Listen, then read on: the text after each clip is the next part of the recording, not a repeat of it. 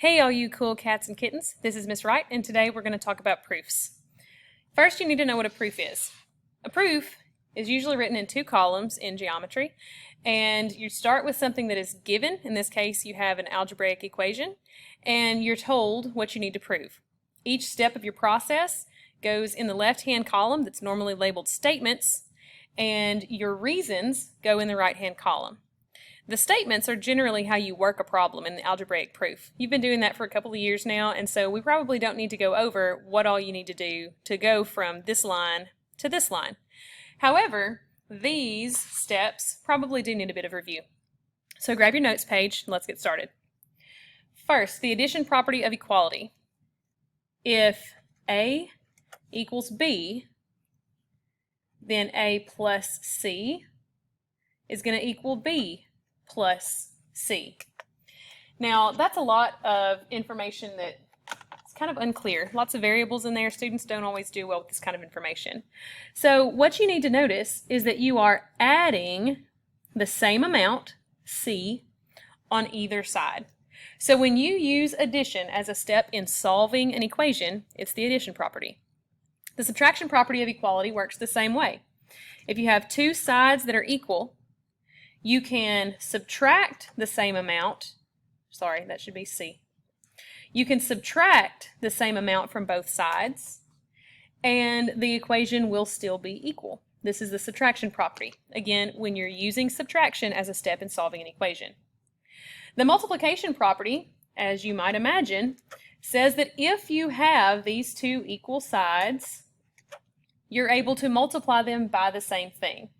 So AC and BC would be the same thing if we're multiplying by the same amount on both sides of your equation as a step in solving.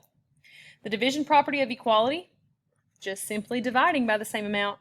So if A equals B, I can divide both of them by C and the equation will still be the same on both sides. These are all just really basic things that you've always done to solve equations. Adding, subtracting, multiplying, dividing.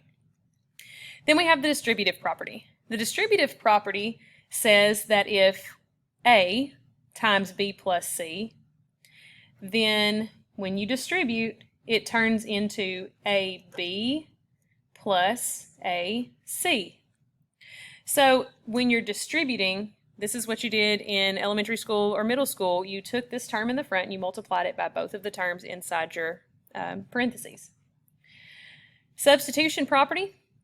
The substitution property says that if A and B are equal, then A may be replaced by B in any expression or equation. So we just replaced A with B. This would be similar to when you know that x equals 5 and then you plug in 5 to solve for y in a normal linear equation. The reflexive property says that anything is equal to itself.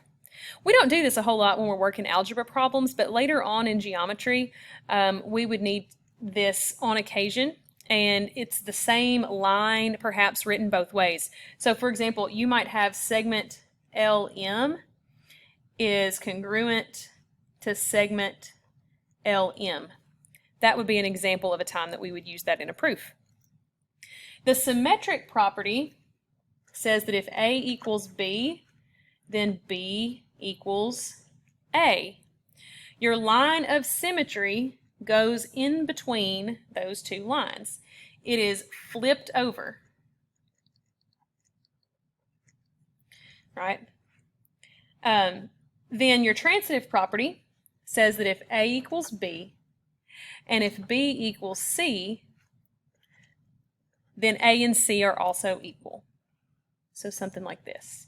We skip over B. We kind of use B to transfer. You can hear transfer and transitive have similar sounds. You transfer the value from A to C using B as a connector.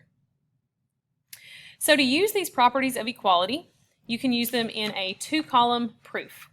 The left side, as I mentioned earlier, lists the statements or the steps in solving an algebraic expression, or the steps in proving a geometric fact to be true. The right side lists the reasons that justify each step. So it's the reason that you went from line 1 to line 2. So here are our statements. I'm going to go ahead and write that in because you normally do see that. And then over here, I'm going to write reasons. And this is our 2-column proof that we're going to start with. Oh, I'm sorry, I skipped this. What can be used as reasons? You can use properties, like the ones we have just started using. You can use definitions. You can also use postulates and theorems. We talked about postulates and theorems a little bit last week. So, for this first statement, we have to ask ourselves, what did we do to go from 4x minus 1 equals 27 to 4x equals 28? Pretty clearly, we added 1 to both sides. Because we added 1, this line is true because of the addition property of equality. Okay? Now, you might be asking, well, why didn't we put this on the first line? This reason line is justifying why this is true. It's saying, I arrived at 4x equals 28 because of the addition property. Or, because I used the addition property, this answer, or this next step, is true. The first line of your proof will always, always, always be given. At least the first one line, sometimes the first couple. But line number 1 should always be given. It doesn't even matter what's going on over here. The first reason is always, well, this is the problem that I was given, and so that's where this came from. It was given to me. Then 4x equals 28 came because I did the addition property. Then we divided by 4. So x equals 7 is a result of the division property of equality. Pretty simple. Let's flip it over on the back, take a look at some more examples. Okay, so we again have our statements,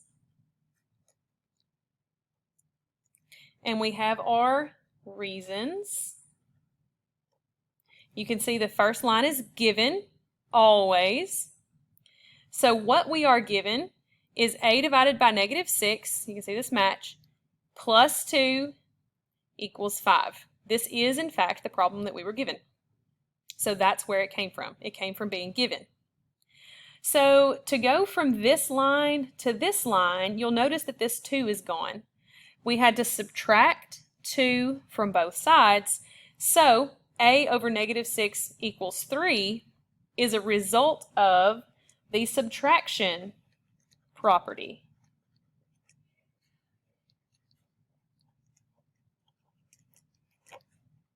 Of equality. Next, we have a over negative 6 equals 3, and it turns into a equals negative 18. So in order to get rid of this division by negative 6, we had to multiply both sides by negative 6. So this is a result of the multiplication property.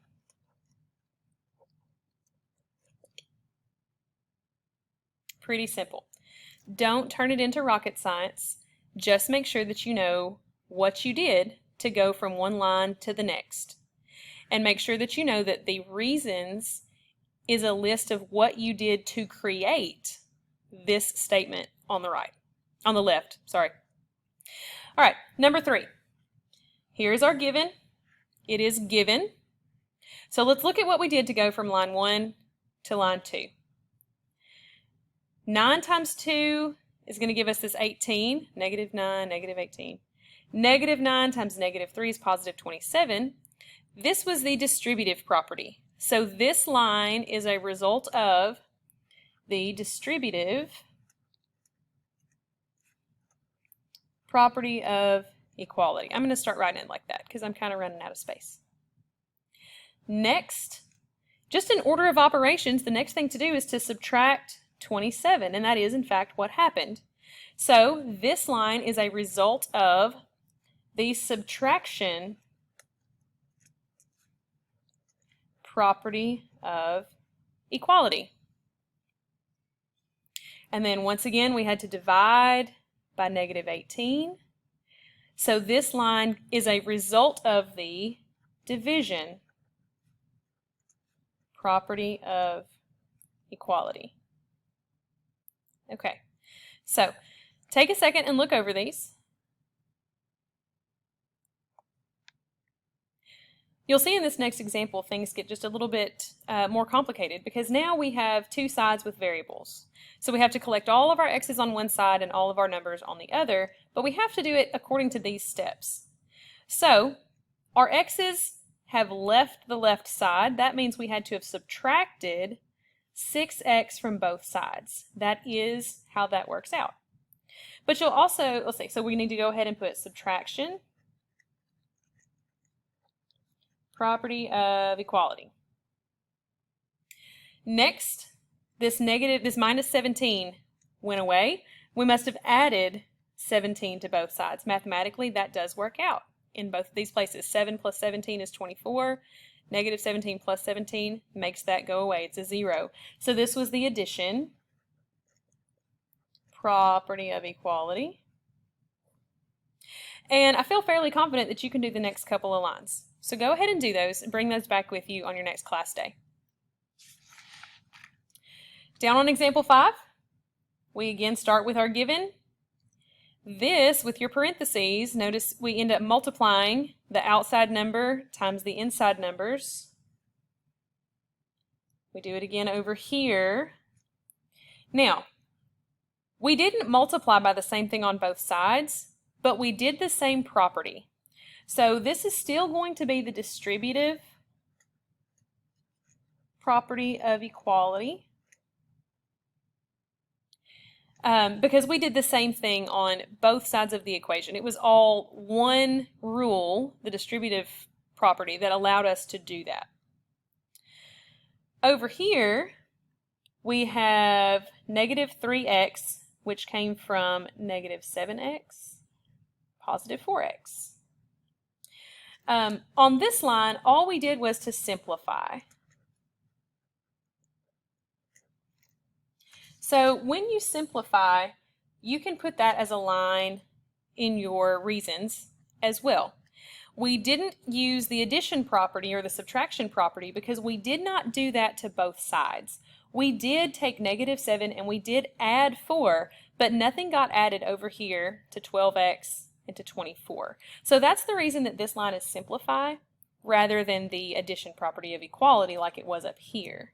You can see over here we've added plus 17 to both sides of our equation, and there's your difference. Now we have taken this 12x and we have subtracted it from both sides. That's what went on here. You can write that in. On our next line, we had to add 14. You can figure out what that property is, and you can write that in line 5. And then we divided by negative 15 on both sides, and you can figure that out as well and put it in there. So this is your introduction to proofs. We went over some of the most basic properties of equality. We started with the addition property. We did subtraction, multiplication, division, and distributive. Later on in the week, we'll talk about some of these more complex properties. But for now, you're off to a really good start. See you guys on your next class day.